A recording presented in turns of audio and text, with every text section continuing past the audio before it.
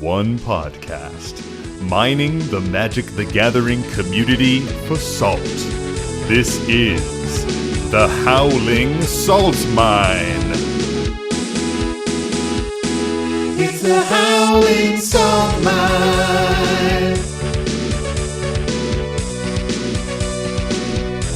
The Howling Salt Mine. Well, welcome back, everybody, to another episode of the Howling Salt Mine podcast, the podcast where we delve into those salty mines of the Magic the Gathering community, find the saltiest stories, the saltiest posts that we love, those salty confessionals that you guys are sending us, put them in our mine cart, and bring them right back up to you, our dear prospectors at home. As always, I'm your host, Sam, and I'm joined by my two co-hosts, Mike and Tony. Say hey, guys. What up, what up, what up? Happy New Year. Happy New Year indeed. Yeah. Fucking 2024, New baby. New year, new me, baby. Let's fucking go. Yep. New year, new problems. Wait, New year, new problems. New problems. What? I don't know. I guess that's true. I mean, Yeah. Another year, another pound gained. yeah, I mean, I guess technically every day brings us closer to death and the abyss. Oh, No, the Shadow Realm. I like Sam, the way Shadow we're Realm. starting this new year then, I guess. You know, it's a new year, guys, but we still got to shout out our amazing, nice patrons Fuck yeah, baby. because they are nice. And we got Hephaestus Bolts, Prime Speaker Florian, Yaith Judge, and Accidental TPK. Thanks for the support, guys. Really, Hell really yeah. appreciate it. Thank you. You Fuck don't keep yeah. the lights on here at the Howling Salt Mine Central. Don't lie to them. Like, we know that there's no power in Michigan, so like there's nothing they could do Yeah, about it's that. not there. It's the light in the Two-thirds PO of box. the lights on, yeah. But, yeah, it's the light on the PO box light. It's crazy, guys. It's a whole new year. You know what's really funny is that our patrons will know this, but we had a Patreon Q&A recently, and to prep for that Q&A, I went back and listened to our New Year episode from 2023, which was a trip to listen to. It was very, very interesting. A year ago, we retired Mail Time.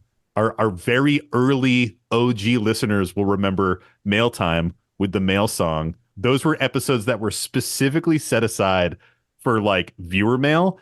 And now we only get listener mail, Yep. which is crazy. It's a good thing to retire. Yeah. Well, it means you don't have to surf the internet for posts as much, but we still get some in there. Well, we actually don't really get many in there. I can't tell you the last time we did a Reddit post, which is a great transition because I'm proud to say that one of the things we're going to be doing this year, folks, is bringing back the weekly Reddit posts. Or, you know, probably weekly. Don't fucking hold it to us or hold us to it. Yeah, But just the idea of weekly. Is that your resolution? Get back to the roots. yeah, exactly, dude. Back to I like that. basics. Back to basics. Keep those non-basics tapped. Yeah. It's funny how quickly you can move away from your roots. Yeah, that I know, 'Cause right? it's not like it's been that long, right? No. Yeah. Well, it's just been such an interesting year with like the amount of listener mail. Like if you think back to like the original run of the first 30 episodes or something, I think our New Year's episode last year was like episode 29, I want to say. So there's been like 50, well, I guess 52 episodes because that's how many weeks there are in a year. Yeah. But yeah, it's crazy how much the podcast has grown in that time, but really how much salt has been directed towards the mine from the community at large. I mean, we Yeah. even fucking changed the intro.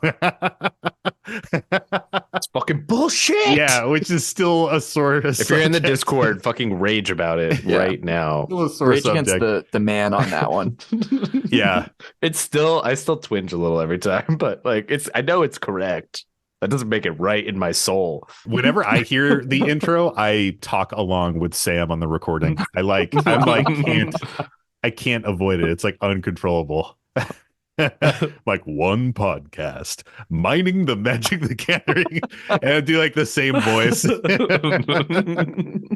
But yeah, we're bringing back Reddit posts. So, you know, if you have been in the subreddits and you've been seeing salty stories and tagging us in them, we're going to be hitting up some of those OPs, getting salty stories that have been in there that we have not plucked that ripe fruit right there for the plucking, and we're going to grab it and start to incorporate those back in the show.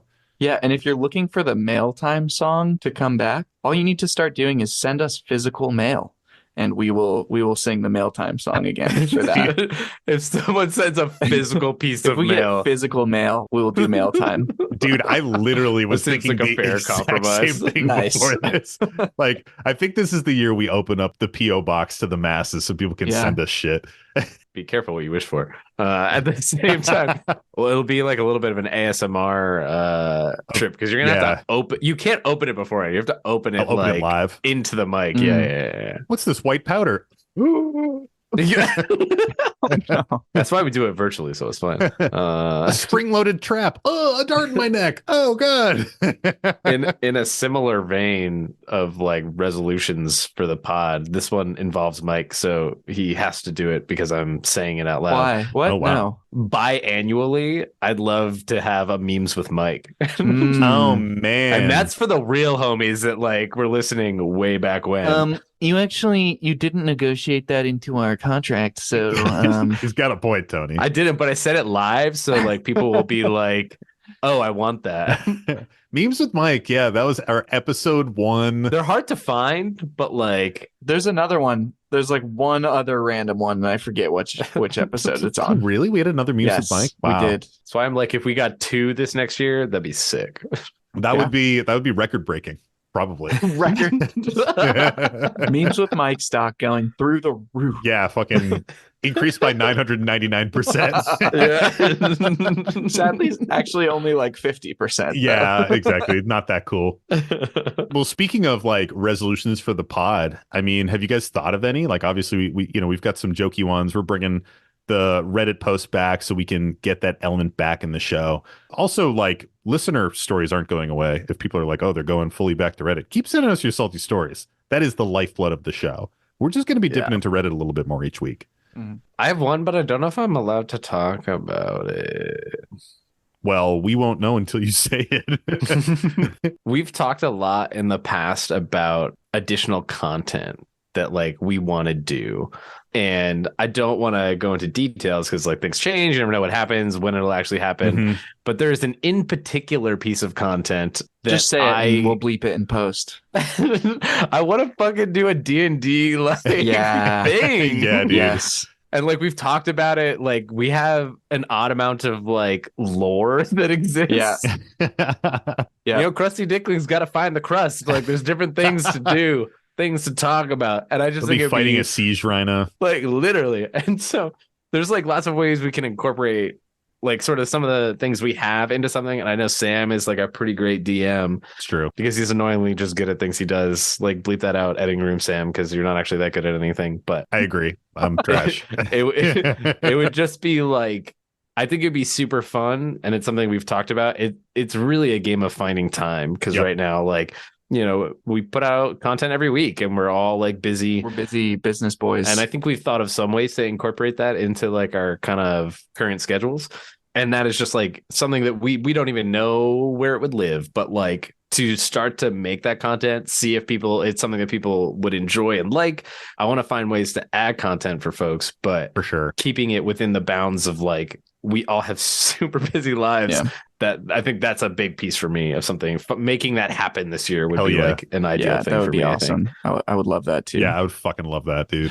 I like it too because that goes so deeply into our mission statement of just making you hang out with us more. Yeah. Yeah. So it really fits that well. Yeah. Yeah. Also, I love playing D&D and DMing. I love it a lot. And I've already been thinking of what the plot would be and stuff like that. So Slay. we really just Nice. got to find the time, honestly. Yeah. And make our character sheets, bro. Oh, hell yeah. Easy. Fucking And I easy gotta buy peasy, baby. $600 dice. Like I need borderless dice if I'm gonna fucking play. In the books, baby. You got to get those reference materials. I can't wait for that to just be a scrambled mess of bleeps. Yeah. Covering up all identifying information. No, those will be uncensored fully. Hell yeah. Lame. I want people in suspense. I want them on the edge of their seats. So my big resolution for this coming year, I mean, I definitely jive with what Tony's saying. More content, however we figure out how to do that, I would love to increase the content we're putting out, whether that's more through Patreon or more on the main feed or something along those lines. I would also really love, something that I've been doing for the last couple months with our Patreon expansion is doing more art for the podcast, which has been really, really fun. And I've been enjoying it a ton. So I'd love to get more art opportunities, whether it's for the pod or just for other people, but kind of getting that out there. And this is actually a good moment to bring up that I am designing a playmat for a cEDH tournament, our Salt City buddies out in Salt Lake City. Shout out to John, who was one of our good pals when we hung out with him over at MTG Summit. And this is a tournament that's going on January 20th through 21st. It's a Saturday-Sunday tournament. It's a part of the Eminence Top Deck Championship Series. So standard tournament rules, sick. $50 buy-in. Yeah. First place is a Gaia's Cradle. Oh, And is it foil?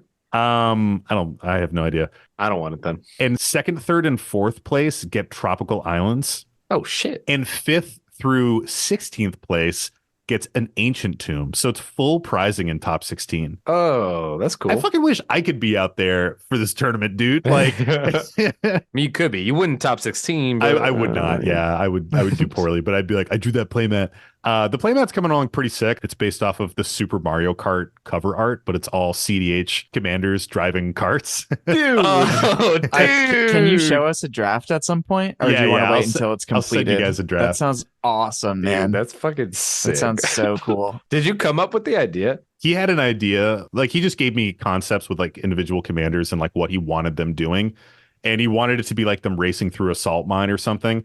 And then as I was drafting it up, I was like looking at Mario Kart stills and I saw the Super Mario Kart cover art and I was like, this is fucking it, dude. So, but yeah, the link in the show notes for that. But anyways, that was a big, long plug, but just doing more art would be really fun. Collaborating with other people out in the community. I think this is kind of like our first step as the entity Howling Salt Mine in supporting, another organization out in the Magic world, which is really, really cool. Can I ask you a question about the art? So like right now, you get like commission tokens basically that like we're like making as part of our tiers. Yep. How much guidance are people giving you versus like just freedom to do stuff? And is there like something you prefer out of curiosity? Yeah, that's a good question. So it is a huge variety. Like some patrons will just be like, give me a 1/1 artifact soldier token. And usually I'll be like, okay, like which commander is producing this? So I can get some concepts and stuff there. Some tokens are just so specific anyways, like a 1/1 vampire with lifelink that's produced from Galta and Mavrin, the Aftermath commanders. Not Aftermath. What were those? Whatever they are. Those like Aftermath. two where they're like spooning on the card. Spooning on the Was it card. Aftermath? March of the Machine. March of the Machines, the March of the Machine commanders.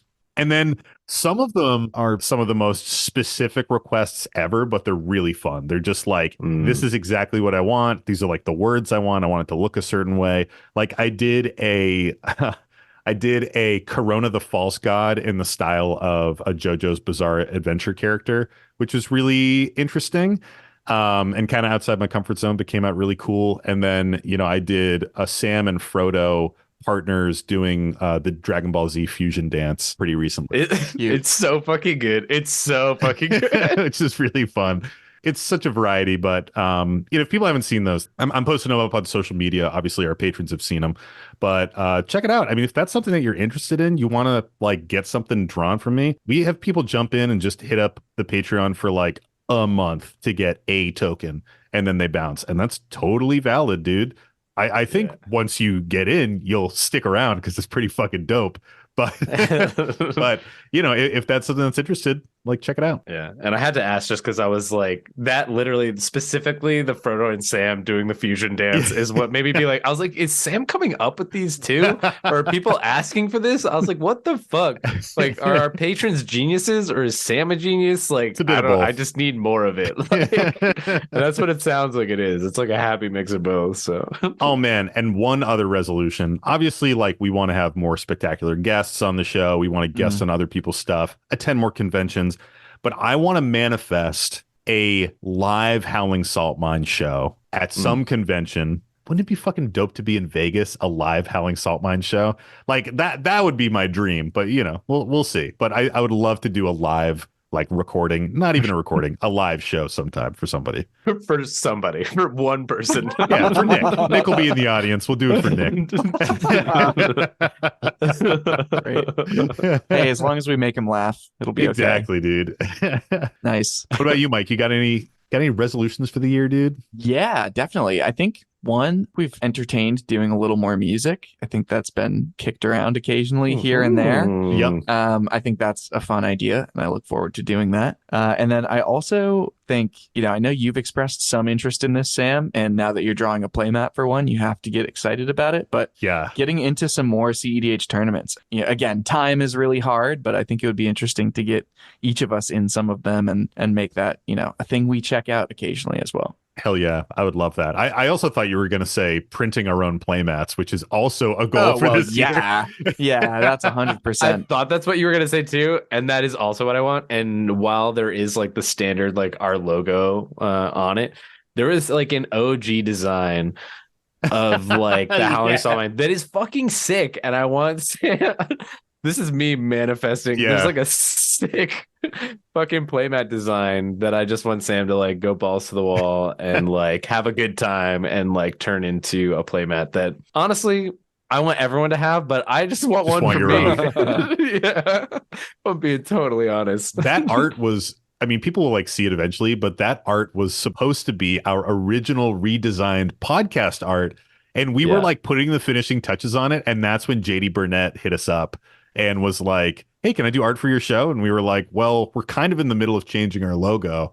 And he was like, yeah, fucking say less. Here's a dope logo. Yeah, and then just sent it to us. And I was like, all right, this thing I'm working on, fucking throw that away. I don't think we've ever so quickly changed our mind. Like, I remember we like basically had your design there. He sent us his like, I think it wasn't even his like final design. It was just like most of it. It was like a rough draft. All of us were like, yo, this is it. Yeah. We stayed up till like 1 a.m. that night, just like messaging each other back and forth. Being I remember. Like, I was in bed, like messaging you guys. I was like going to sleep. You ever see those memes where it's like the person's like next to their like wife or whatever, and they're like, "What girl are they talking to over there?" And I'm like, over there just chat with you guys. Logo. Oh my god. I bet he's texting other women, and we're like, "Dude, the art from JD Burnett's pretty cool, actually." Like, literally. Oh man, yeah. Good shit. Well, suffice to say, we have a lot of fun shit to look forward to this year. Oh, shit. Have we not said this? We're going to be creators at MagicCon Chicago in February. Oh, fuck yeah. Have we not said this? I think we've said it, but we'll keep saying it. I don't think we have. I don't know if we have. We haven't said it on an episode. Really? We've talked about it in the Discord. I'm pretty if sure we did, somebody will at us. But yeah, I'm pretty sure we did. If we didn't, we are. Yeah. Guess what? Surprise. We're going. We're creating and content. It is February 23rd, 24th, and 25th in Chicago. We're going to be there jamming games with people all weekend. We got a bunch of prospectors going, got a bunch of people from the Patreon going, got a bunch of people outside the Patreon that are going to be there. And we're going to like at some point that weekend, just take over a big area in the free play space and just jam games. We'll probably do it outside the command zone so anyone and everyone can come hang. And we're just going to like rip pods with prospectors, for an afternoon. So if you want like tokens from us or to just like, touch my mullet for good luck or, something like that. God, gross. Yeah. I touched it. Yeah. It's wet. Oh, depending on how hot it is, it might be. Oh, yuck. Yuck. But definitely, if you are able to be there, musk. We would love to have you there. Musky. Yeah. Come get musky with us, I guess. Yeah, just get musky in Chicago. Actually, don't get musky though. Like, if you do go to Magic conventions, do remember to practice good hygiene. Yes, actually, very valid. Yeah. If you have any musk on you, it should be smelling good. It should be like cologne, But also don't wear cologne to conventions. Yeah, I'll put a little spritz on, baby. Oh, okay. All right. So check us out in Chicago. Definitely come if you can. We would love to meet as many prospectors as we can while we're there. And also, like, not gonna lie, it does show WotC that we are content creators worthy of being at their conventions if a bunch of people are like hyped that Howling Salt Mine is showing up. So if anybody fills out a how did you hear about this while purchasing their ticket and puts Howling Salt Mine, yeah, you're our favorite if you do that. Yeah. You can touch my mullet. That was already on the table. I was gonna say Sam. you already offered that up, so Way that's to not a give away the great goods. incentive. Shit. I'm giving away the milk, man. No one's going to buy the cow. Yeah, basically. Well, should we get into it, guys? This has been a long preamble. Absolutely. Let's fucking hit it, shall we? Mm-hmm. Sam, what's salt? Thanks, Tony. That's the first salt question of the year, your contractual obligation. Mm-hmm. Yeah. Section 32, Article A, I believe. I think it's 36, Article A. 36, Article A. Mm. The most important article. Salt is frustration in the game, folks. It's really an umbrella term. It captures everything from the little grains to the full shakers of salt. It can be anything from somebody removing your commander too much, just kind of getting you frustrated. You can't get your engine online. Your deck isn't really doing its thing. Or maybe you didn't mulligan enough and you're just waiting for that third land. So your perfect hand that just needed that one additional land so it can really pop off. Or maybe you're getting pub stomped. Maybe somebody's rude to you. Someone's mean. Maybe you have some interpersonal dynamics. That can be some really big salt. That can be salt that makes you question if you even want to play the game at all. So we're really here to talk about everything from the small grains to the full shakers. And it's an educational show, as we like to say. We're really here to learn about salt so that in the future, we can be less salty in the games that we play. Yeah. Well, you want to get into it, guys? First question of the year? Absolutely. Yes. There'd be a good one. What if it's a bad one? That would be awful. Then it's over. All right, guys, I got one here. This one comes to us from our Gmail. So Gmail submission. And the post title is The Crustiest Little Dickling. And then it's going to be good. Mike shakes his head in disappointment. And this one comes to us from our buddy Curtis. Thanks, Curtis. Also, if people don't know what Crusty Dickling is, it came from... If you don't know, go listen to the whole backlog. Get ready. So real quick, you don't deserve to know. This is another resolution that I selfishly want this year is I want either to create or have someone make for us, wink, a Howling Salt Mine wiki page. I want to be able to reference it and be like, when did we make this joke in which episode? Have a compendium of the salty cards of the week in each episode. Because there's so many times that we say something and I'm like, when the fuck am I telling the same salty story songs again? There's so much salty that could songs, go in there. Dude? Yeah, there could be so much. Yeah, nose goes on that shit. I'm not gonna do it. Uh-oh, Sam. Yeah, I knew it was for the gonna be me. For the listeners that didn't know, Tony and I did both get on our nose quicker. So nose goes and I'm gonna it's gonna be Sam, me. you have to do it. The true 30% though. They know. They already know. Yeah, so they could just fill that shit out. It can start as a Google Doc and then we'll migrate it to Wikipedia when it is the real needed, diehards can get fucking moderator access on that shit. Yeah. Okay. And the story goes, hey, Salty Gang. So let me tell you about this guy at my LGS that I refuse to play games with now because every time we played, he literally complained about everything I did. To be fair, I am quite the sower of salt at my LGS, but this guy definitely deserves the award for crustiest little dickling. So much salt, I thought he was going to dry up and shrivel away. The last time I played with him, I was playing my old Nekusar deck. He was playing Essica using the enchantment side to cheat out bullshit. Is that Prismatic Bridge? Yes. Yep, we know it well. That's great. And the other two players were playing Kess and Osgear. So right away, when he sits down, he looks at me with a dirty look and makes a remark like, oh, so it's going to be a game like this, huh? In the snobbiest Seto Kaiba tone imaginable, and proceeds to get super sweaty about the game like we were playing for thousands of dollars. So anyways, turn one, nothing from me, but an underground river. His turn one is land, soul ring, arcane signet. It's Morbid time. No one cared about his turn one play. I play land and arcane signet for turn two, and he proceeds to sigh and tries to get the whole table to turn against me because I ramped. His turn two, he plays a land and a Ristic Study. God. My turn three, I play a land and a thought vessel, and he goes to ask if I pay the one. I was just like, yes, I do. And he let out an audible whimper of disbelief and asked if anyone could blow up one of my mana rocks.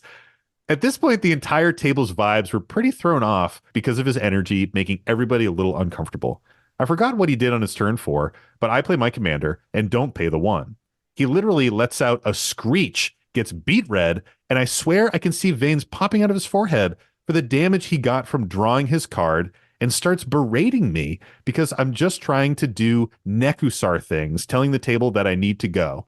Okay, so he did his own draw and took a damage from Nekusar and he's mad?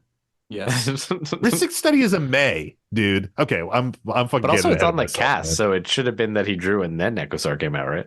That is also true. Is it just saying he goes to draw for turn? Maybe it's just that like he's playing Nekosar and he's Yeah. just like. Anywho, let's keep going here. Yeah. Yeah. And he starts berating me because I'm just trying to do Nekusar things, and he's telling the table that I need to go. So like the salt is high throughout the table, and I just try to continue my game plan. So my next turn, I cast a wheel, and the dude gets up, scoops his shit in his playmat like a hobo sack, and flicks my commander to the floor and storms out. I guess the Kess guy was his friend and was like, I'm sorry, man. I don't know what his issue is. He's usually not like this. I don't know if it's you or if he has an issue with Nekusar as a commander, but literally no one else at the table had an issue. I ended up winning with the Dream Halls later in the game, but the win left a sour taste in my mouth because of the whole interaction. What do you think? Crustiest little dickling? Thanks, guys. Love the show. I binged all of your episodes at work over the last few weeks since you guys popped up on my Spotify feed. Stay salty. Stay salty. So normally, I don't know you guys' take. Maybe I'm wrong, but I feel like when I say crusty dickling, it's kind of like a term of endearment. And I don't feel that way about this person. Yeah, I mean, like there's definitely a lot of weird things going on here. Yeah, for sure. We kind of talked about how it doesn't really make sense that they were mad about the draw off the cast of Nekusar because they shouldn't have taken damage yet. Maybe that's just how the story is written. Maybe that was a true misplay at the table. Either way, I mean, it seems like the rage of this person is based on the fact that they got out an early value engine like Ristic Study, but they happen to be playing it into a Nekusar who's dealing them damage. You know what I mean? Yeah, it's hard to equate one damage to one card too. Like generally people are pretty happy with the card. Yeah. Like it feels like a situation where the immediate response to Nekusar is doing Nekusar things is Ristic Study is doing Ristic Study things. Yeah. It's like, Yeah. frankly, one of those is scarier than the other one in some ways. Like both of those decks have a reputation, right? It is a Nekusar deck. You are gonna do fucking Nekusar things. Like nobody plays that deck as like a fucking bullshit group hug deck or something, right? But like the same can be said about Prismatic Bridge. Like you're not shitting out nothing. Like you're shitting out good stuff. Like, Yeah, dude. For free.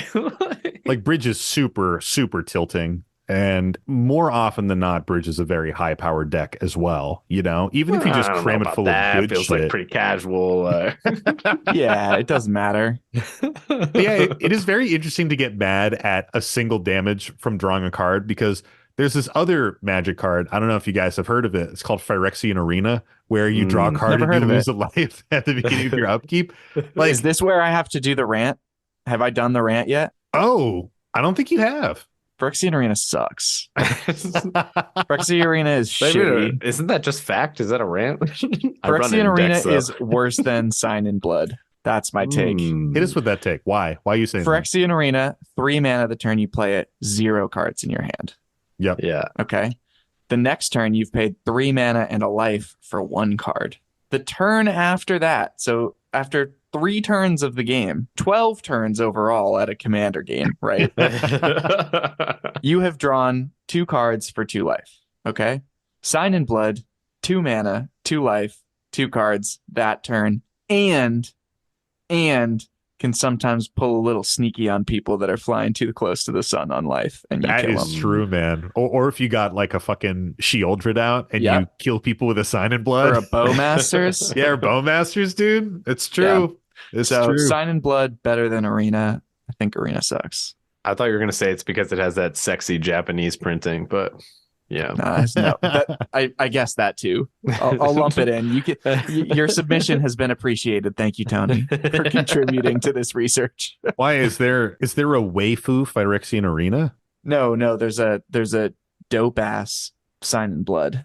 Yeah. have to look it Sam, up. not everything's about One Piece waifus. Like, settle down. The One Sorry. Piece. Are you talking about The One Nami, Piece is dude? real. The One Piece is real. There's actually a ton of really cool Sign in Bloods. Oh man, dude, there's a fucking Really full are. art Sign in Blood. Oh, There's like an old school full art Sign in Blood. man, I might buy that shit. Yeah, like textless. Oh, dude, I love Yeah. that. Okay, we're getting lost in the sauce here with Definitely Sign in better Blood. though. Definitely This better. isn't about Sign in Blood. This is now a or- Sign in Blood podcast. Hope you guys like paying 2 life and drawing 2 cards. And as It is always, an don't additional forget card to, don't forget to draw 2 cards and lose 2 life. Stay bloody. Ooh. Ooh. Oh, no, thank you. Getting back to the post here, to me, this screams somebody thought that they were going to just completely outvalue the game, steamroll, and had like their cookie taken away, and is just getting incredibly hurt and angry over it. Like, this person had a ripping turn 1. Land Soul Ring Arcane Signet is like kind of the meme and the dream of the turn 1 starts in most Commander games, right? And to follow that up with a turn 2 Rhystic Study, and this seems like sort of high power casual just based on the cards at play here, but like still incredibly powerful start. And maybe the Nekusar is kind of holding this person back a little bit, but like we're saying, it's so minimal. I don't know if this person is the crustiest little dickling, but they're definitely a salt lord. Yeah. Mm. I feel like I don't even really know why they left either. I'm still like bewildered by like, why the fuck did you leave the game? Like, nothing had happened and they just like kind of scooped and left. But I guess they just didn't have the right mana to They cast a wheel. Oh, sure. Okay, A wheel gotcha, with Nekusar, and they scooped in response. Personally, I love that they put their shit in the middle of their playmat and scooped it up like a bindle, like they were gonna go walk the rails in the Dust Bowl in the 20s. Like that's a good move, man. Because sometimes I think about how you angrily pack up your shit. Like, I bring a lot of accoutrements when I go to an God damn it. LGS. And you're packing Yeah. up each like die. And you're like, I fucking hate you all. And you're packing your quiver Slowly and packing. shit. Like 10 minutes later. But to just bindle it up and put it on a stick and get out of there, man. Like, that's a fucking move. I kind of like that. Yeah, I gotta respect it. It's a power move. It's a power move. Oh man, it's even better that they stormed away and just left their friend to like deal with. Yeah, and then the friend's like, aftermath. I actually don't know what's happening. I don't know if it's you. Yeah, Or if it's like, Nekusar, like something's happening right now. I sorry. acknowledge that it's fucking weird. Like, just leave their friend with the cleanup, man. That is brutal. what do we think about the salt rating here on this one? It's high. I'll answer Yeah. it. High enough to get someone to leave. That's Yeah. it's a level. It's obviously an incredibly high salt rating. I mean, I think anytime you get someone to rage scoop on turn, what is this, turn 5? Yeah. Tensions are high. At the same time, like, Nekusar is a very salt-inducing deck, but it does sound like this dude was unfairly deflecting the whole game, and like you said in the post, getting super sweaty about it. But like, I don't know if there's a rule 0 here, but the only evidence that we have of a pregame conversation is this salty player saying, "Oh, so it's going to be a game like this, huh?" Yeah, that's gonna tilt you in a certain direction. We encounter people in stories like this where they seem to take like the playing a little bit too seriously, but are maybe like probably kind of shitty at some of the other parts of the game, like the rule 0, maybe some of the rules beyond rule 0. I feel like that's just opposite of what we want people doing out there. Like, be really good about the rules and be, even better about the social stuff, but don't take like the game itself as seriously, right? Is always what we're looking for Commander. So For sure. Yeah. Well, You guys ready for another one? fuck Let's do yeah, it. I am. I So was about to ask you for it, but then you got there, so I'm like, cool. Now it's like, Well, this one comes to us from Reddit, baby. Oh, baby, we're back.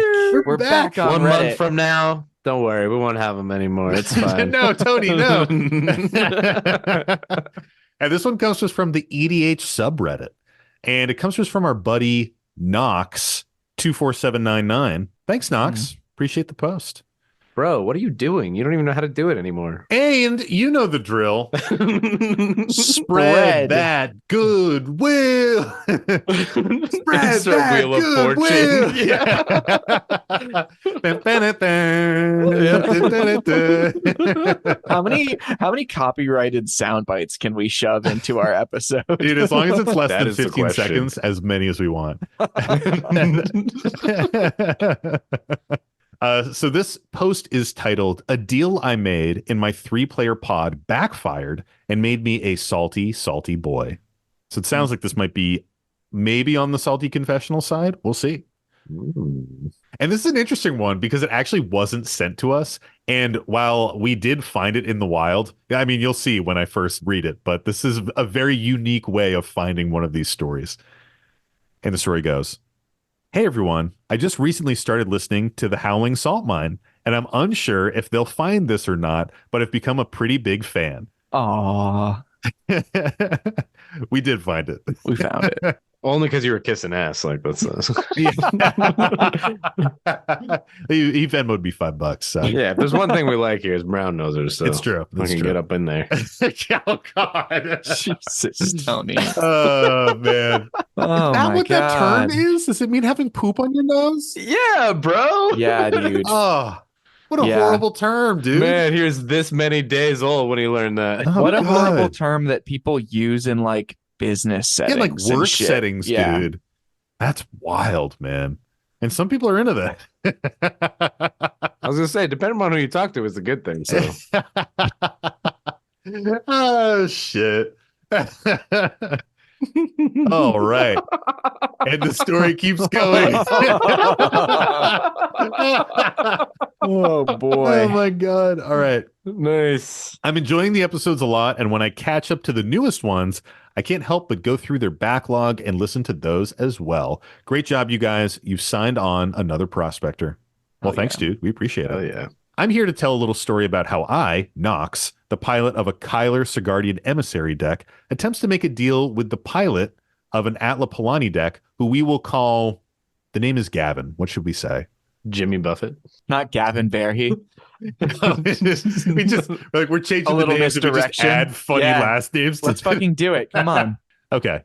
I feel like I have to reread all that. Yeah, you do. You definitely do. I'm here to tell a salty little story about how I, Nox, the pilot of a Kyler Sigardian emissary deck, attempts to make a deck with the pilot Gavin Verhey of an Atla Palani Nest Tender deck to be rid of an annoying Prosper Tomebound player named Brendan Frazier.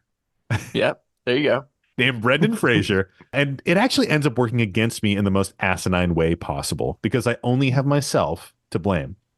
The turn order starts in Prosper's favor, with them playing some lands, mana rocks, and eventually Prosper himself out by turn 5. Atla Palani is next in the turn order and keeps pace by doing the same, but with some more of a board state, having an egg, a mana rock, a couple of cheap dinos, and Atla Palani. I managed to play no mana rocks, but I have a strong start with some creatures, Kyler included, and an Aura Shards. Fucking love Aura Shards, baby. It attracts some attention, as it will most likely be hitting some of the mana rocks in the future. On the next few turns, Prosper begins to play a couple of gimmicky artifacts like Bag of Devouring and removes a couple of dinos, but in all honesty, it seems he may be falling behind. Now, if no one is familiar with Prosper Tomebound, it is one, if not the biggest snowball decks I've ever seen. Mm. Maybe second to Atla Palani, quite frankly. Yeah, fair. So I try to take advantage of Gavin Verhey's newfound aversion to Prosper and strike a deal with my Dino Egg friend. Me. Hey, are we good if we just focus on the snowball that might kick our ass later? Gavin. Thinks a little bit. Yeah, sure. I'm with it. Without missing a beat, my then new comrade makes a few more dinos with his eggs and mana and swings at me with over 15 total power, causing our deal to die out before it even makes one round around the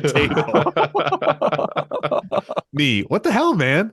Gavin, I know, but I'm stabilized enough now. I think your humans are also pretty good at snowballing. Sorry, man. Deal's off. A complete and outright betrayal, a loyalty so easily forgotten after a few 5/5s arrive. I'm disappointed, but whatever. It hasn't decided my game, so I just shake it off. As a matter of fact, I end up making another deal with the same player because he seemed to feel bad about destroying our last deal. After Gavin attacks, he cracks one of his eggs and manages to hit an Atali Primal Storm out of his library. Goes to my turn, and I play Oracle of Moldiah. And after a couple of creatures off the top, I hit an Unbreakable Formation on the top of my library. I haven't got the creatures on board to really make it worthwhile to cast and might want something else, so I get an idea. Me. So Gavin, I've got a really good card on top of my deck that you can cast on your turn if you swing with Atali. It should give your creatures indestructible when you attack. However, I want immunity from your dinosaurs on your next turn and a promise that you'll at least try hitting Brendan with whatever you've got. He accepts the deal. Okay, this is like, I'm pausing real quick.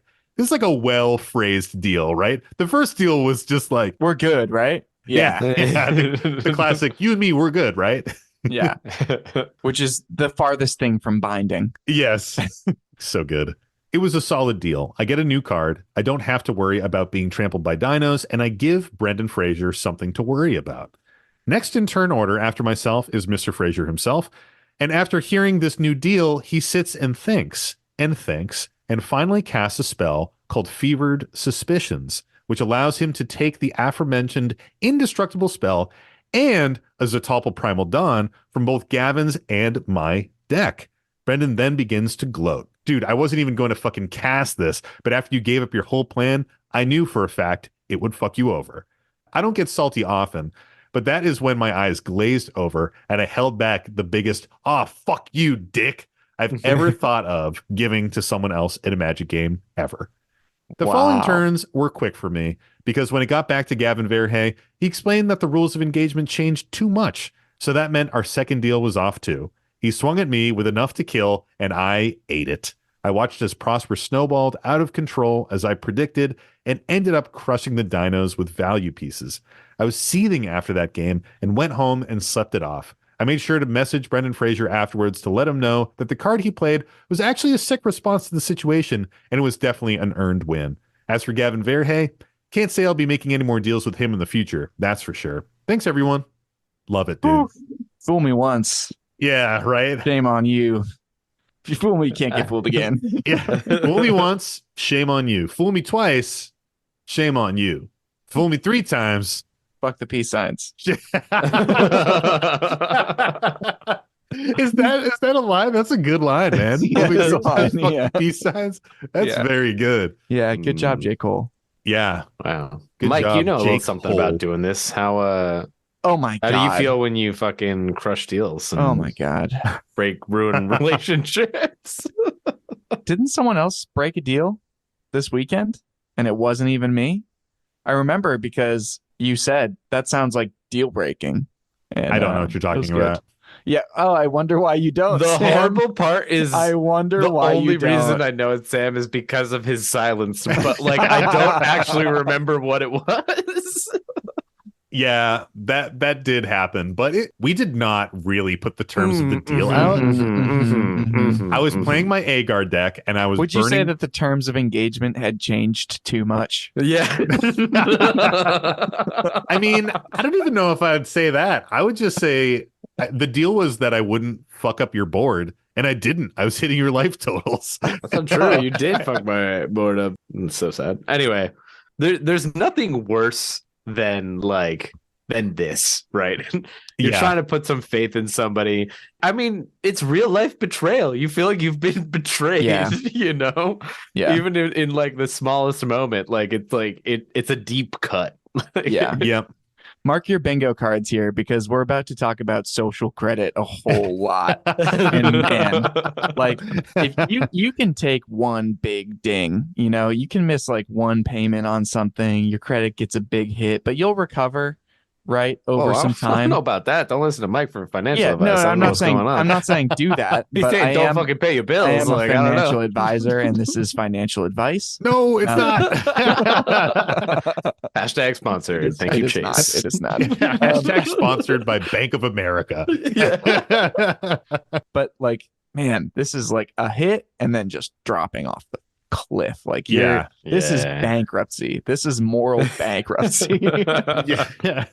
It is. It's also a tough situation when you're in a 3-person game and you're trying to make a deal with the other person because you're so clearly like odd manning out the third player. You know what I mean? Mhm. Like that happens sometimes in 4-player games, but that's usually when you need to like band together to kill an arch enemy. But Yeah. arch enemy situations in 3-player games are so different because it's such a fluid dynamic where like one person can be ahead and then something changes and now another person's ahead, and it's constantly shifting in a way that I just don't think 4-player games really shift that much. Also, it's like with the retribution of the Prosper player, from the perspective of the Prosper player, like you are the person who has tried to make 2 deals now to fuck them over. You know what I mean? If I was the Prosper player, I'd be like I know who my I'd be like, target is. fuck you. It's you, dude. It's you who Yeah. keeps talking about how to fuck over my board. Like I'm definitely going after you now. Yeah. Literally, for sure. That was definitely like a get fucked 4th player moment. Yeah. Like, they're just over there, like whatever they're doing, you know. Yeah. So, like, how do you guys feel about that thing where like the landscape of the deal has changed? Because I kind of feel like that's a little bit valid, you know? Yeah, Sam saying that because that's how he breaks his deals. Oh, this is valid now. I mean, oh, interesting. I'm Very just saying, interesting. like, if the deal is that in this specific instance, the deal is like, I will let you take this card, you can cast it on your stuff, and you won't attack me. And they say, I accept that deal. And then the card to be taken is no longer there. It's like, well, then why would I not attack you? Because I got no value out of the deal. Like the deal kind of dissolved. You know what I mean? I understand like what you're saying, but I think when it becomes valid is when the whole table is on board with it. And that is usually when there are huge swings. Like somebody's like, oh, I'm going to make a deal. Like, don't attack me or don't fuck with me for a turn, right? And like now that person has skyrocketed to like an arch enemy position in which like everybody's like, if we don't do something, they just win. And it's borderline king making if you don't act, right? And the reverse of that, of if like you can win, like just straight up win, then you like fucking do it. And I think in most of those scenarios, it's like drastic change in the environment. And like everybody is like, yeah, just like do the thing. But when it's like little nuances like that, it usually is like between the 2 players, and then other people will be like, well, he's a deal breaker. Like you still lose that credit, your street cred, right?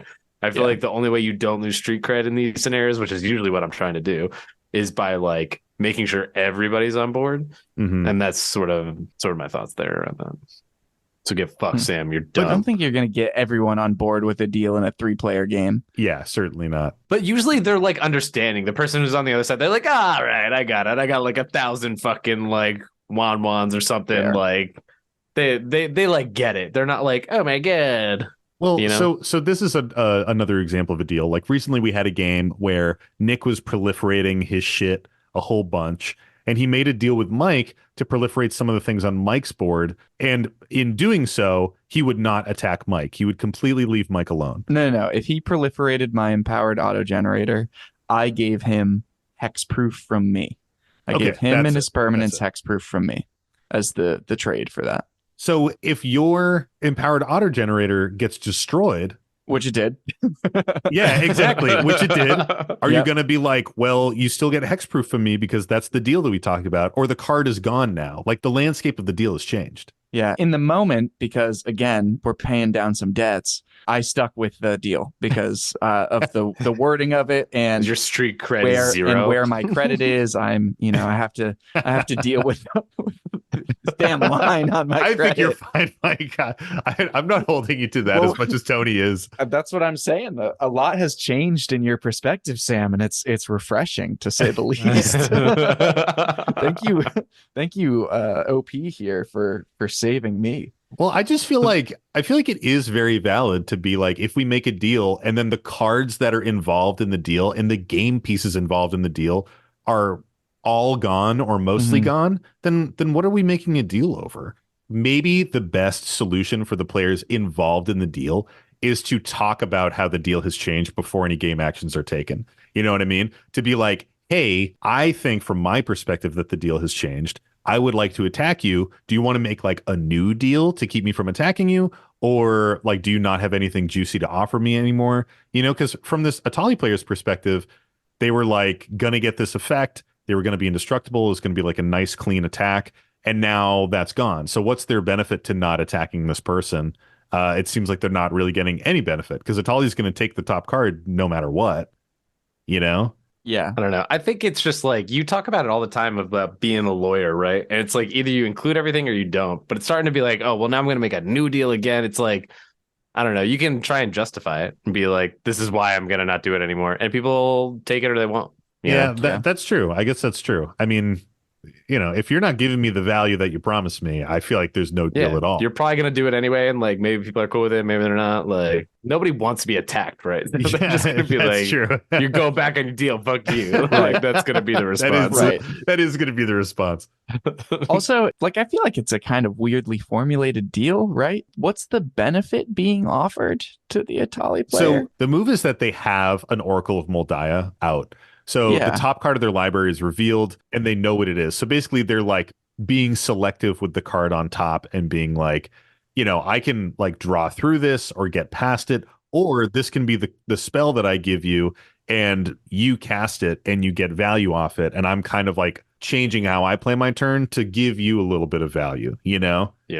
Which is interesting when that card goes away. I think one of the challenges with deals can arise when one player gets the value on an earlier turn than another player does. Yeah. Because if you get the value from the deal on a turn before another player, then you suddenly have like less of a stake in following through because you've gotten all the value you're going to get out of the deal, you know? And this is kind of the flip of that, right? Like this player leaving the unbreakable formation on the top, like they've paid the cost for it already, basically, by not drawing through that and not trying to keep going through cards off the top with Oracle. And then things change and they don't get the benefit. That would be pretty frustrating, but it really is a situation where it's like, maybe you're just getting too cute with the politics of it. And like, could be. Maybe it's just better to have an unbreakable formation in your own hand to protect your board or something. Mm-hmm. Yeah, I think sometimes you can over-politic a little bit or try and use things that are not necessarily the right leverage for stuff. And it'll just end up putting you in a weird position like this where you're very vulnerable to like kind of getting blown out in a deal. Like you do always have to think about, okay, if this deal gets canceled, because that is a thing that happens, what's the worst that's happened to me? And even that should be not the worst thing in the world, I think. Yeah, this might be a situation of over politicking, and maybe you're trying to force a deal where the benefit like really isn't there. And sure, it did get disrupted and you did have someone agree to the deal. And frankly, like we said while we were reading it, it was well stated. But at the same time, like, deals can get disrupted and maybe your buddy is just eroding that social credit and maybe they should have followed through and not attacked you that one turn. Just to like be like, hey, I'm going to upkeep my side of the deal. The cost you paid is keeping that card on top and not following through with whatever value you had. The cost they pay is not attacking into you. And that's really kind of like the terms. So I think from that perspective, I see what you're saying where this is a deal break for sure. Yeah. Was it the Atali player that was gloating about the plan being revealed, or was that the Prosper? That's the Prosper player being like, I've friggin' heard everything you guys said, and I'm just going to cast the spells. And that's the other thing. Like, you got to be careful about politicking, leaking information. Like, that you're trying to politic does communicate things. Like you were saying this earlier, Sam, like this Prosper player is like, okay, well, that's the guy that's focusing on me. I need to take them out. You got to be really careful with not giving away your entire plan by even just offering some terms of a deal, let alone whether or not the deal goes through. Yep. And sometimes when you make too many deals, you're kind of revealing that you're not in a good position with your own board. You know what I mean? And like showing that like you need to make deals to get the advantage. Whereas, none of the other people were at the table were asking for deals. They were getting by just on their own board states, their own value engines at the time. So they were pulling themselves up by their own bootstraps. They're not having avocado toast They're not every day. asking for handouts. All right. What do we think about the They're good God fear and magic players? Prosper Dome Man. He wakes up, he exiles a card off the top. It's not much, but it's honest work. He makes treasure when he plays from that zone. It's honest work. what do we think about the salt rating? Oh man, I think it's the salt in a hard-earned beer at the end of the day. It's the salt you sprinkle to get the foam of your Bud Light down so you can drink that baby quick. I love the juxtaposition of sprinkling salt on a beer, but it being a Bud Light. Yeah. Oh man. That is good. I mean, it's salty. Like we talked about it to hell and back with the deal breaking, but when you are putting yourself out there too much and trying to make too many deals, that can be salty and it can put you in a vulnerable position. But of course, when you have multiple deals broken from the same person in one game, this is salt that has affected social credit. You know what I mean? Like Mike said it well at the start of this segment. Like that is something that your buddy Gavin is going to have to work hard to build back up. Yeah. And it may not ever build back up. You may just be like, I'm not making deals with that dude anymore. Like the next 5 deals that you make with Gavin have to be deals where he pays the cost first. You know, he doesn't attack the turn first before you don't attack for the turn or whatever it is. You need deals that are squared away for success for you. And the only way the deal gets broken is if you benefit from the deal break. And then you still don't deal break, right? Because you got to stick to it. You got to show an example of how to be an upstanding citizen, a good goddamn Prosper Tone a good hard-working magic playing. Yeah, you get it. Put on my tiefling boots 1 foot at a time.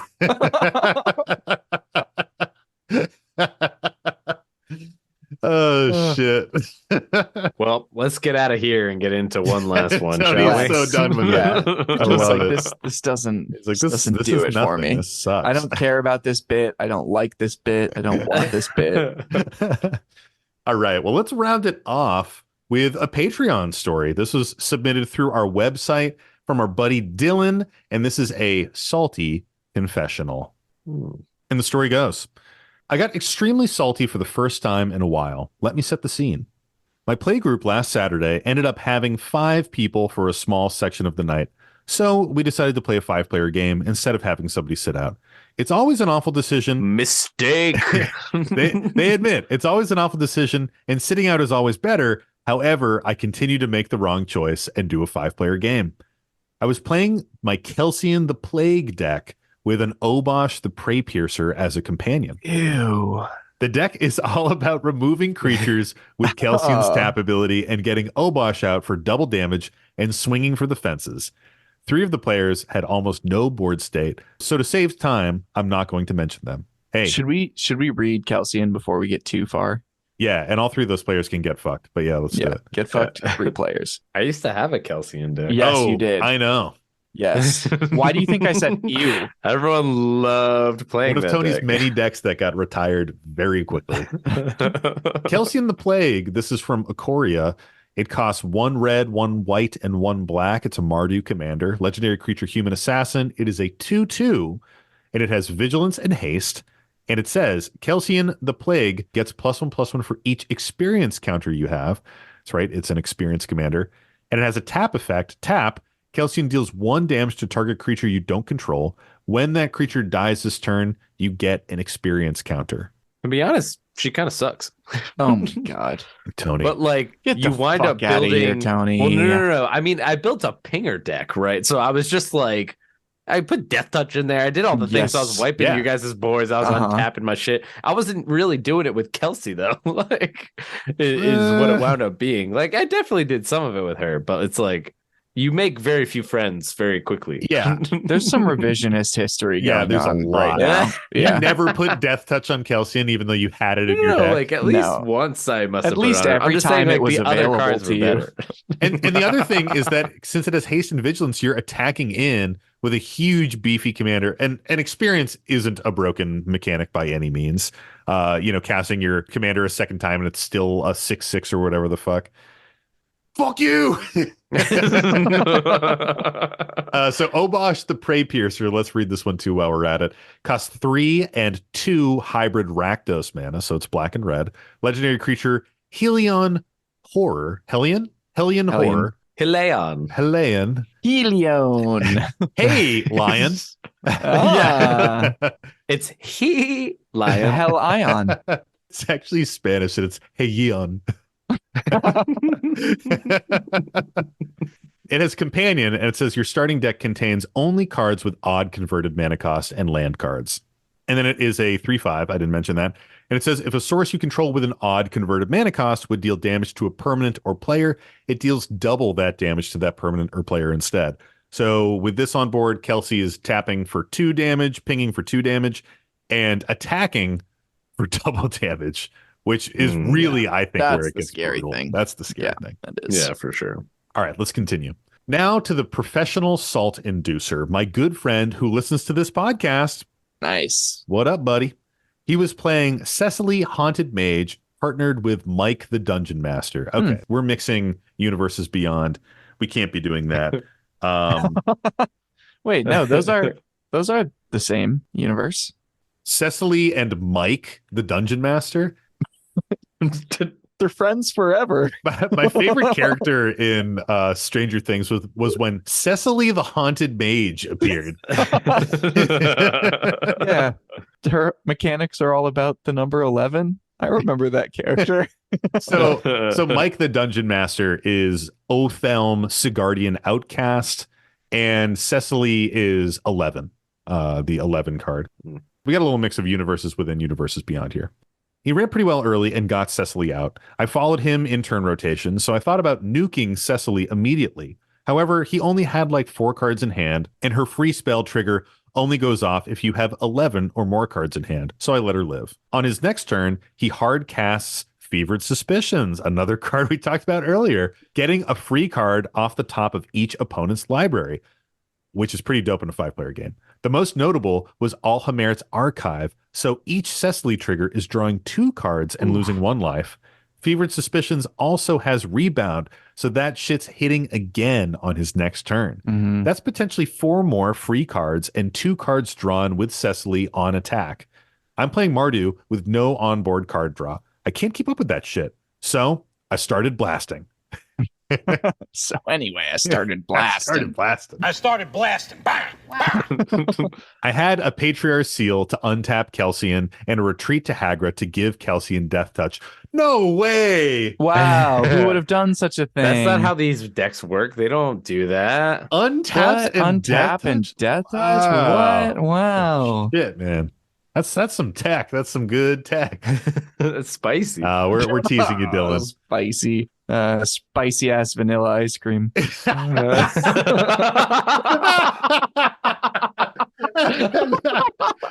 such a good line. Oh man, that's fucking a good line, Mike. That's very good. Thank you. So I killed his Bastion Protector and Cecily.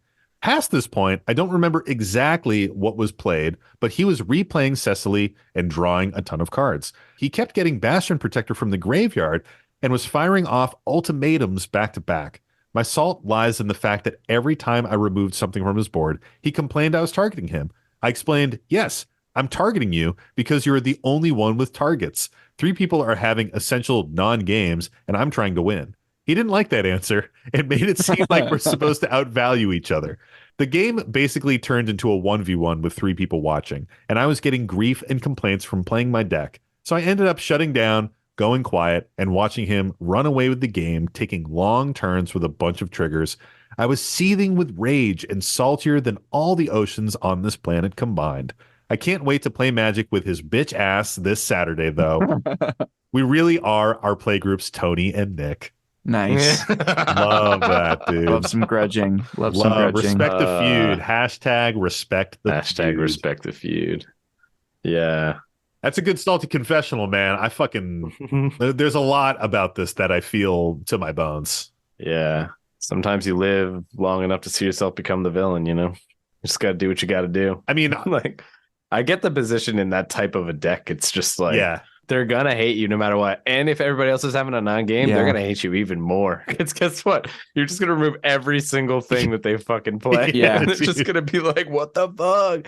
And either you just keep doing it and you win the game, but if it's taking you too long, I get that pressure. If it's like, God, my friend's getting like really fucking salty, I guess I'll just like let it be. But with Nick, I'll always do it because it's fun to poke the bear. Well, Kelsey is a tough commander, like obviously we've talked about how Kelsey is very powerful. There are a bunch of different ways to build her in a really, not that really powerful, strong so- way. But the problem with Kelsey is closing a game out. Kelsey is incredibly good at controlling the board, but the way you generally close the game out is through commander damage with combat damage. Yep. You know, you want to be swinging in with Kelsey pretty much every single turn, and then the value that you're getting is killing all the other creatures to make your Kelsey bigger, which is kind of a funny thing that I want to talk about, that the Cecily player is like sort of hinting that they're supposed to outvalue each other. Well, guess what the value that Kelsey provides is? It's fucking killing all your shit. Like that. Yeah. You want me to provide value? And I feel this, man, because I play Marath. You want me to provide value with Marath? I'm going to fucking shoot your creatures and kill them. Like, that's No, what I do. You're supposed to make elementals, dude. Ugh. Come on, man. Ugh, gross. Disgusting. But like, I do think that is a challenging thing when one person has a value engine that's like, I'm drawing cards, I'm casting spells, I'm like getting all this free value. You know, outside looking in is obvious value. You're getting card advantage, you're casting shit for free, you're doing all this stuff. But your value is just a different type of engine, and it's an engine that shuts down other people's value. The way you keep up. Yeah, exactly. You keep up by keeping them down. Yeah. And there's a lot of decks like that, like decks with edict effects where you're sacrificing shit. That might be the thing that gets me the saltiest. Nice. Fucking edict effect. When you make Taking me, notes. even Yeah. when I get to fucking choose, You will not like my when new I have to Gave build, pick dude. up my own shit, dude, and fucking you make me throw it out. I'm so mad when you do that. There's a really good edict from March of the Machine that I can't wait to get. What is it? March of the Machine? It's a non-token creature edict, so like people can't even just chuck a token into it. Oh man, that's But pretty you fucking can good. you choose a mode. You can hit token creature, non-token creature, or planeswalker. So it's pretty flexible, and it only hits opponents. And it's a 2-mana instant, Oh my god, and it hits all opponents. what is this spell? It's mythical. Oh, I'll look it man. up eventually. All right. I'll look it up right the fuck now. One black, one colorless. Lose all friends for the rest of the night. Yeah, no one will make deals with you. Yeah. Sholdred's Edict. There it is. Look it up. It's enjoyable. Oh yeah, I've seen this. Some people have been playing this in cEDH. I think it's got. It's legs. also got some fucking baller ass flavor text. Congratulations. I am entertained. Ooh, I love that, dude. Yeah. If you cast it and you say that first, you have to say the line and then cast it. I'll accept it better then. Yeah. That's pretty fucking good. I'll still be mad. But what if I'm Let like me a know. 15-foot tall goth bug woman? Will you like that? I might not. Like, who knows? Would you like that? Would you like that if I did that? All right, let's get back to the story That here. is outrageous. Do we need to read any of the cards here at play? I mean, I don't know if we really need to read Cecily. We could. No, I don't think so. Nah. I think the crux of it really is this, like, okay, you're in the lead and I have to go after your resources and you feel targeted. Yeah. Which Yeah. I don't know. My reaction to this kind of situation is always like, local man yells at clouds, right? Like, it's like, of course you're going to go after the person in the lead. Yeah, we're all on this racetrack and we're all trying to get the lead. So Yeah. if someone's in the lead, I'm going to try and go after them and get in front of them. So yeah, I don't know. It bugs me. I do also want to point out that, like, I'm not going to read these cards top to bottom, but Mike the Dungeon Master has an activated ability, 2-mana tap, choose target creature card in your graveyard that was put there from the battlefield this turn and return it to the battlefield tapped. And then Bastion Protector, which is the other card that was called out, just says commander creatures you control have +2/+2 and indestructible. So, like, yes, you're removing this person's game pieces, but they have precisely the recursion engine and the protection engine to fight through that consistently every single turn. Yeah. Like, you were just making them activate the commander that they're already playing. Like, it's not like you're inconveniencing the Cecily player a whole lot. I can see how it's frustrating to get your shit removed over and over again. But if you have a recursion engine available to you, like, it's not going to be hard to fight back through that, which is probably why it was such a long game and why it was so frustrating for Dylan. The bonus point of salt here is a 5-player game with 3 players having non-games. Yeah, It's like, dude. come on. That Y'all need to sucks. mulligan a little bit more. Yeah, please, sure. please, bro, Please, bro. mulligan. That land you're looking for, it's never fucking coming. That land on the top, it's not Yeah. there. Yeah, It's not there. It's definitely not. I feel like I get this a lot because You don't say. I feel like I build a bunch of decks that do similar types of things. The exact same where thing. I'm like excited for like that type of thing. Where it's like sometimes you can't do it fast enough for people to not be upset about it. Yeah. Like people don't like to be strung along, even if you're doing everything you can, and it's just like people want to shuffle up and play a new game. But a lot of people also don't want to end the game when they see the ending in sight because they could draw into something, and that's totally valid. But like those are the types of decks that I build and then I don't play again. Like I'll build and I'll play it a couple times, and it's just like I feel like for me that's usually what it turns into because I also like feel bad. I don't like going along and being like I can't close it out fast enough. Like I am close to having it, or it isn't deterministic enough. But it's like doing the thing, it's just not quite good enough at doing the thing. And sometimes that's like a floor of the commander. Sometimes it's just like, how you played that game, whatever it is. Yeah, but board states. I think that's hard because like sometimes your deck is doing what you want it to do, especially if you have 3 opponents that are having like a non-game. Like this kind of stuff will happen if you play in a deck that needs to connect with combat damage to get value, and one player just cannot for the life of them draw a creature and play it. Like, unfortunately, that person's going to be your punching bag because you need the value. It's like, I have Timna. I need to attack you to get draws, so I'm going to attack you. And it kind of becomes this thing where it's like, dude, why do you keep coming after me? It's like, you're the only one playing creatures, and Kelsian needs to kill creatures so that I can accumulate my value and close the game out. Yeah. Accumulate value. Accumulate that value. Accumulate value, disregard, I don't know, bitches. Feelings. Disregard deals. Accumulate value. Disregard deals, accumulate value. That might be the episode title. Disregard deals, accumulate value. That really, oh man, dude. That might be it right there.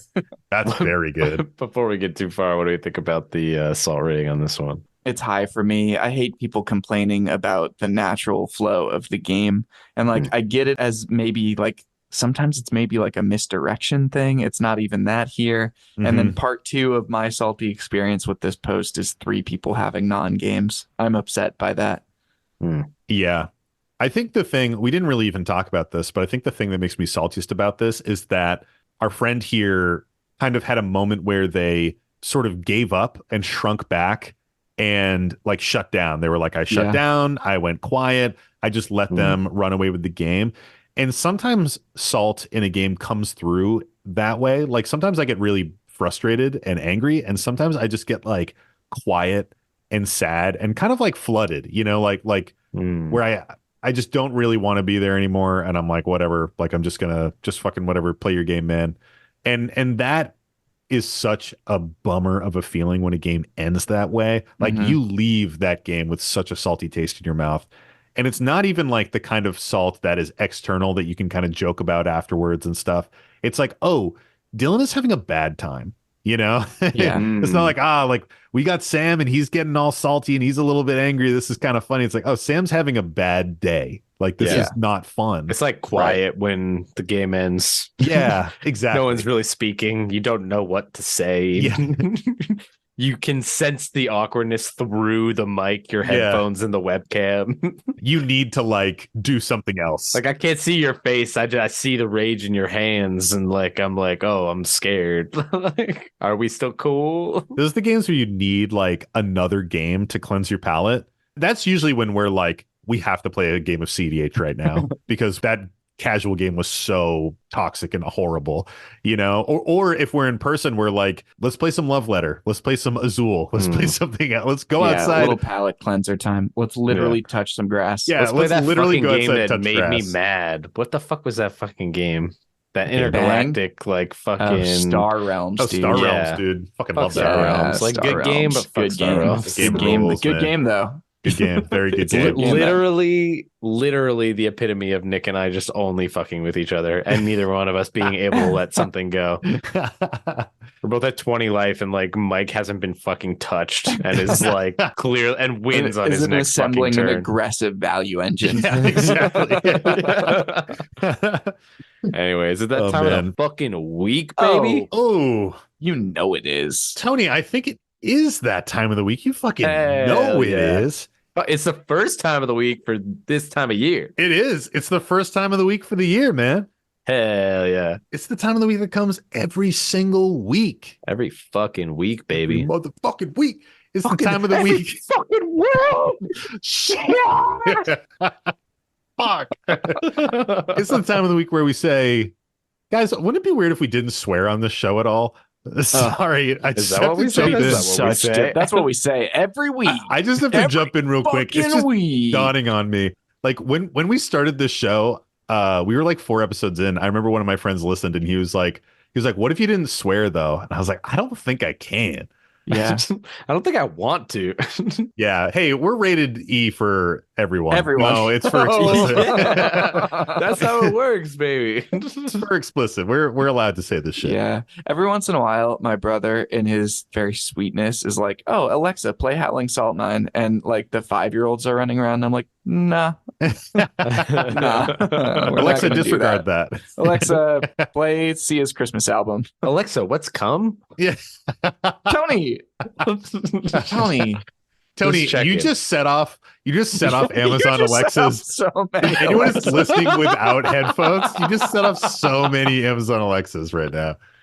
Somebody ask me if that actually happened to you. That'd be You're hilarious. fucking amazing. Oh my god. Okay, sorry. I just had the thought I had to interject. It's that time of the week that comes every week. It's the time of the week where we say, Mike. Mike.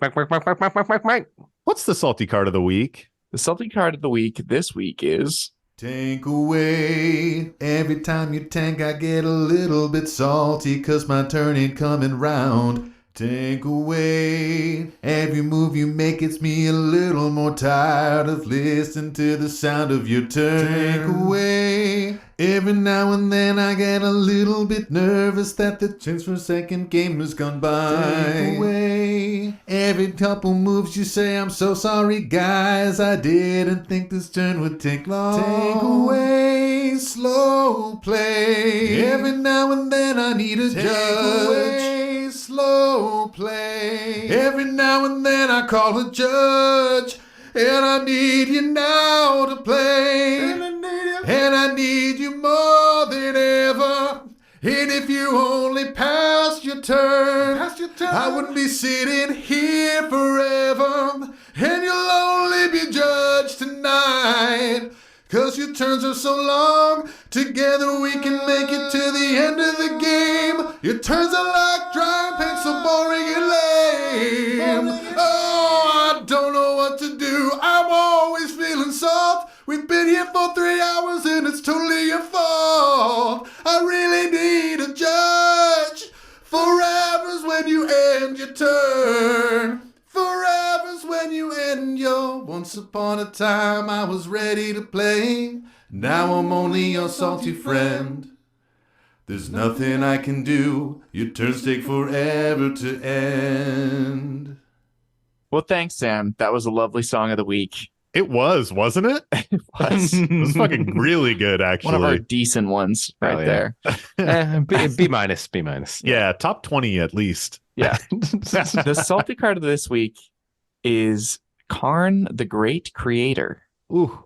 This still the old list? Just to clarify again. This is the new list. Oh, shit! We have the list! technology. Oh my god. So every number is on the So table. everything is new. Everything's on the table. And I Holy will shit. let you know there is some special, interesting spice about this selection. I'm not going to give you any additional information, but Okay. know that. Huh. So it's Karn, the Great Creator. It is 4 colorless mana for a legendary planeswalker Karn from War of the Spark. Activated abilities of artifacts your opponents control can't be activated. +1 until your next turn, up to 1 target non-creature artifact becomes an artifact creature with power and toughness each equal to its converted mana cost. It's also got a -2. You may choose an artifact card you own from outside the game or in exile, reveal that card and put it into your hand, and then it has 5 starting loyalty. So the thing on this one, as with most of the War of the Spark Planeswalkers, is that passive right there. That juicy static effect. Activated abilities of artifacts your opponents control can't be activated.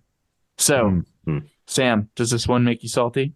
I love this fucking card, dude. I really, really love this card. An asymmetrical stacks piece? Fucking hell yeah, dude. I would play that all the time.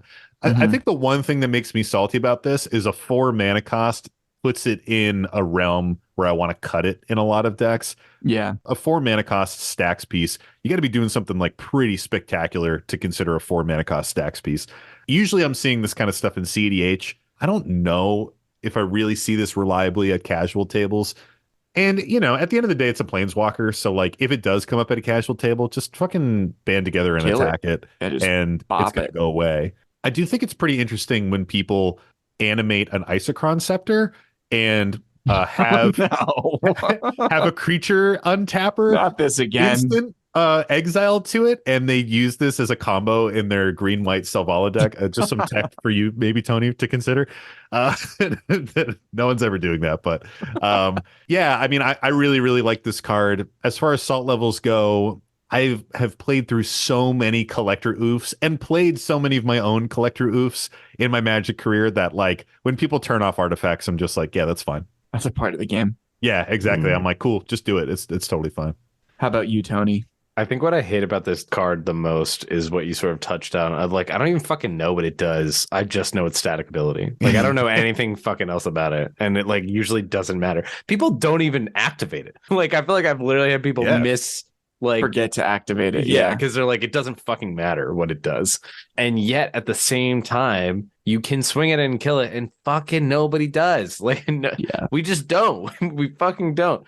And so I don't like this card because I fucking hate stacks. There's a fucking surprise. And Sam's fucking over there losing himself because he's like all about stacks. But like in the music, the moment, you know, what I hate the most is like the only thing I know this from is cEDH from Mike's deck. And I fucking hate Sisei because you never know what he's gonna get. So it's like he's just like, I activate it, and then you don't necessarily know it's coming down. And once it's down, it's down. You know, you can't like be like, oh, let me crack my treasures in response so that I can like do something with that mana. Yeah. It's like, nope, just get fucked, bro. You don't give shit.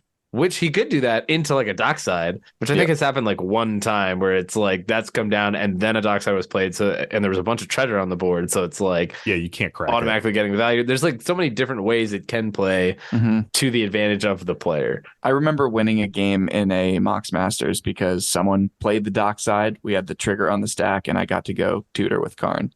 That was still when cEDH players allowed a Sisei activation to happen ever. Yeah. Which no longer occurs, but people have learned. It was a cool golden age when it lasted.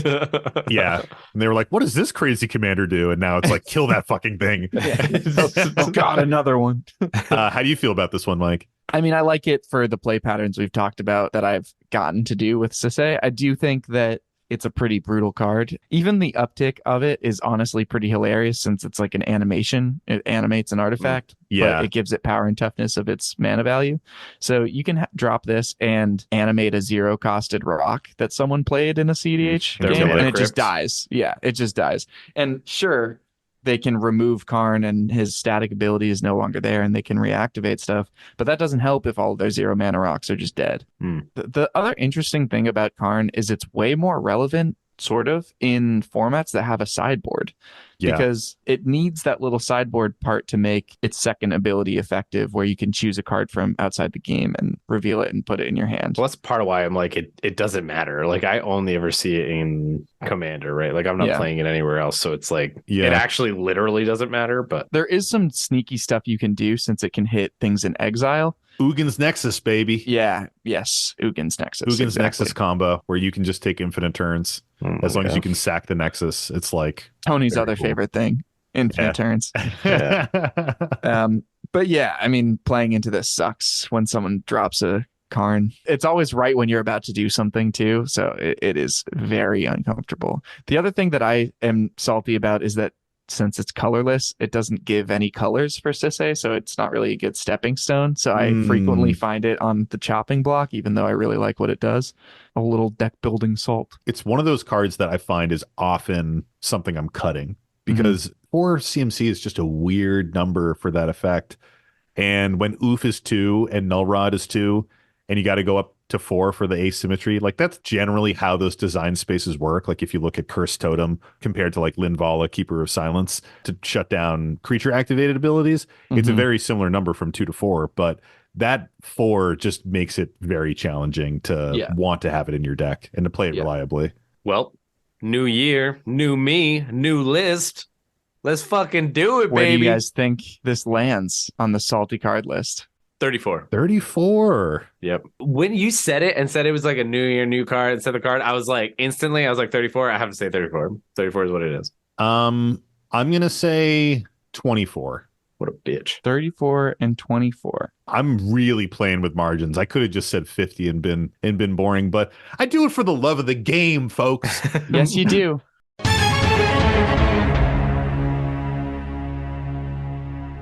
Tony takes it Bullshit. Get fucked. because this is card 101. That's right, people. The list is more than 100 cards. We've got the technology. No. We're going to expand it open a little bit. The salty card ratings from EDH Rec, because they're awesome, now go deeper than just the top 100 cards. It's just sorted by the saltiest cards. So it continues. I thought you were going to say it goes deeper. to 101. No, it goes man. on and on. So I'm going to start with expanding the scope of the game to the top 300. Wow. Oh my 300? god. Yep. And I'm doing that Holy to keep it spicy because we've talked about a fair number of cards at this point, given how many episodes we've had, right? So we're starting to get to a point where just the top 100, I know you guys are kind of sussing out like, okay, we've done all the 30s or whatever, or we're pretty close to all the 50s. Well, now we'll be like, we know we've done basically all of the top 100. So it's in the top 300 to 100. And I will let you know right now, there are plenty of open spaces in the top 100 with the new list. So things have shifted around. Okay. And the rules of the game, They've gone out the fucking window. Wow. yeah, the terms of engagement have changed. I thought it might be 24 because you were like, it's 2024 now, you know. I thought like you had some cryptic hint at the beginning, and I was like, I'll sneak in. Well, the cryptic hint was that it's not even in the top 100 cards. Wow. I thought that casual players be bitching about stacks, so that's like Yeah, same. That's why I said 34. Also salty enough to get a ban in I forget which format, but it recently just got banned. Modern or some shit. Yeah. There were some other interesting developments. I don't know how long we want to talk about them, but Hit it, dude. there's some neat stuff. Start of the year. Stasis and Winter Orb, which were previously spots 1 and 2, have flipped in the salty card ratings, but that's just because it's arbitrary. They both have the same score. It's 2.99. Now it's alphabetical order. Yeah. However, Static Orb used to be slot number 3, and it has been replaced by a very interesting card that sees a lot of play and sees a lot of cEDH play, Thassa's Oracle. No way. Jumped up from spot 7 into spot 3. That makes sense to me, actually. Yep. Yeah, I feel like casual players fucking hate Thassa's Oracle. And even a lot of cEDH players hate Thassa's Oracle. I fucking hate if I see Thassa's Oracle in a quote casual game, I'm like, go fuck yourself. Like, this is not casual. Like, what? Go play cEDH. And in cEDH, I also am like, this is fucking stupid. The other, I would say, standout winner from the transition from 2022 to 2023 is Tergrid, God of Fright, which moved up from all the way down at spot 18 to spot 7. Broke it into the top 10. Damn. There's other spicy shifts around out here. I don't know if you have any cards you guys are Very curious spicy. about that we've talked about. Where did Big Vorinclex end up? That was number 4. OG It was. Vorinclex. It's dropped down to 6, so it's starting to fall off a little bit, but it's Still up there, though. still putting up numbies. Yeah, good numbies. That card that that card. everyone loses. Oh, the card? Like the game is just like tied. No one actually wins. Oh, that card, Divine Intervention. Yeah. Where did that land? Well, we will. Pew, pew, pew, pew, pew, pew, pew. That has moved to 70 From 76. So 77 or something. just a slight Cute. increase, a slight Interesting. rise. The only one I care about. It might be, and maybe this would be too challenging and confusing to do, but it might be an interesting Patreon episode if we reviewed some of like the previous salty cards we've talked about and how they've shifted on the list. Because that's not going to reveal to Tony and I like new cards and where they sit. but like Yeah. stuff that we've already talked about, it would be cool to just talk about like how they've shifted. Hell yeah. So that pretty much wraps it up for the salty card of the week. But I do just want to shout out again, EDH Rec for putting this together and Fuck yeah. and maintaining the list and making it even better this year and not Hell just yeah. being the top 100. Hell So yeah. sponsor us, EDH Rec. Yeah. That would be really cool. Hashtag sponsored. Well, thanks, Mike. That was a lovely salty card of the week. And thank you to our Salt Packet Plus tier patrons out there. Hey. Gotta shout them out. Thanks for supporting the show. Thanks for getting that extra content, getting those tokens. I hope you love them. I love drawing them. It's very fun. And we're shouting them out. And we got Rothbox, Bobo Fett, Sam Power Gamer, Clearbrook, Captain Cross, Ebes, or Ebes, Ebe Neebe Sleeby, and Joe Danson. Thanks for the support, guys.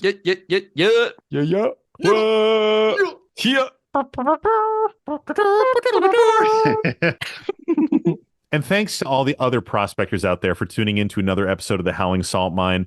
This last year has been fantastic, and we could not have gone through all of this amazing growth without you, our beloved community, tuning in every single week to listen to us, three unfunny guys reading Reddit posts. The We need OGs a know. shirt for that. Yeah, we really do. There should definitely be a shirt for that. I'm definitely buying it. Yeah, and we- there should we be a gotta make trademark that. on it. That was one of the early comments we got on Reddit. It's so fucking funny. I love it still. Brings me such joy. It's on our website. It's one of the quotes on our website. But thank you so much for tuning in every single week. And if you're looking for more Howling Salt Mine, I know we talk about it a lot, but our Patreon, patreon.com/Howling Salt Mine, it is really just a fantastic space. We love it. We love to pour our energy into making the Patreon really fun and engaging for people, whether it's in our Discord community, whether we're doing game nights with people every single month, or whether we're drawing tokens and sending them out, or just being part of our token club. It doesn't have to be a hand-drawn token. We've got a lot of stuff out there. Stray grains, extra salt. If you've been putting it off, check it out. Actually, if you take a look back at like episode 60, 65, I think it might be, maybe in the 70s, we have a Patreon promo. So if you're new and you want to know what our Patreon is like and you want to hear some of those stray grains, go check that out. I don't think we've plugged that in a while. So Hell yeah. if you have a salty story that you want featured on a future episode of the Howling Salt Mine, or if you find a Reddit post that you think is particularly juicy, send it to us. You can send those salty stories through our website, howlingsaltmine.com or thehowlingsaltmine.com. We're inconsistent with the, so our website should be as well. Or you can email it to our Gmail, which is thehowlingsaltmine@gmail.com, or DM it to us on social media. Honestly, it's all going to come to the same space, but website or email is preferred. It's easier for us to track it that way. And if you find something juicy on Reddit, tag us at the Howling Salt Mine on Reddit. Just tag us in a post and we'll find it and we'll reach out to the OP and Summon us, as they say. Yep. summon us into the chat. I've been summoned. Another way you can help out the podcast is to check out our merchandise. We have amazing merch and t-shirts at our Bonfire store. The 1-800-RU Flap and Zatalpa shirt. We've got our Howling Wizard Salty Gang shirt. We've got hoodies. We've got the logo on stuff. Go check it out. There's definitely some Howling Salt Mine swag for you and the loved ones in your life. Real quick, like, I have so many friends and family members that do not play Magic that have bought these things. They're just kind of memey and fun. Like, they're not even so Magic related, but they also, every single one of them are like, I hate to admit it, but this is like so comfy. Like, it's just nice quality stuff, Yeah, it is. which I feel like I'm proud of. A thing that we, like, it's just quality. It's like nice, feels good on your body. And like, they're like, this is my favorite lounging like sweatshirt now. My Yeah. brother-in-law says that literally all the time. He messaged me separately. He's like, I don't even want to admit this to you, but I like, love this it. is my favorite new casual lounging sweatshirt. It's good for the lounge. Yeah. The HSM t-shirts that I have are the t-shirts that I look at and I'm like, not today. Like, I'll save that for like a good day. You know what I mean? Like, you know, you got those t-shirts that you're like, I'm just laying around the house today. I'll wear kind of a shitty one. And then you're like, oh, I'm going out. I'm going to wear like the nice one. Those are my special day shirts now. They're just comfy. So go check it out. Bonfire, the link is in the fucking show notes. I don't remember the URL. Another way you can help out the podcast is to give us a 5-star review on your favorite podcast app of choice, whether that's Spotify, Apple Podcasts, whatever. Really does help us stick out in the overall algorithm and helps new people find the show. And we hear that from a ton of you, which we really appreciate. Tons and tons of people are finding us through Spotify, Apple Podcasts, what have you, and checking out the show, getting hooked, and tuning in every single week. So we really appreciate everyone who's done that. And finally, we got to shout them out. Every single episode our amazing podcast artist, JD Burnett, for doing our podcast art that we love so much. Thank you, JD. If anyone is ever in Ashland, North Carolina, hit up JD and get a tattoo from him. He's a really awesome dude. 10,000 subscribers or bust. That might happen this year. I know. Like, let's be real. That could happen this year. We'll see. The power is yours. Well, stay salty, everybody, and don't forget to draw an additional card during your draw step. And Happy New Year. It's the Howling Song Line.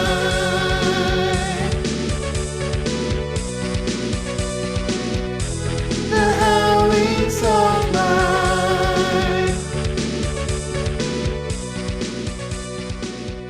Tony's burping a lot. But I muted. I muted it. I was like waiting for you to say your line, and you were just like just silently mouthing burps. Anyway, that's all gonna get cut. So We encounter stories like this sometimes, right? Where the people are just losing what I'm trying. It's so clear in the brain, but the connection to the words is not. I'm excited. I need you more than ever. It was so good. I think we need at least one in there. Activated abilities of activated abilities. One more time, then. Nothing from me but an underground river. Ooh, what a flex. It's not underground sea. And not a flex. I was gonna say take one to fucking And Happy New Year. Should old acquaintance. No, but you gotta do the bass line. Should old acquaintance be forgot? Or whatever it is.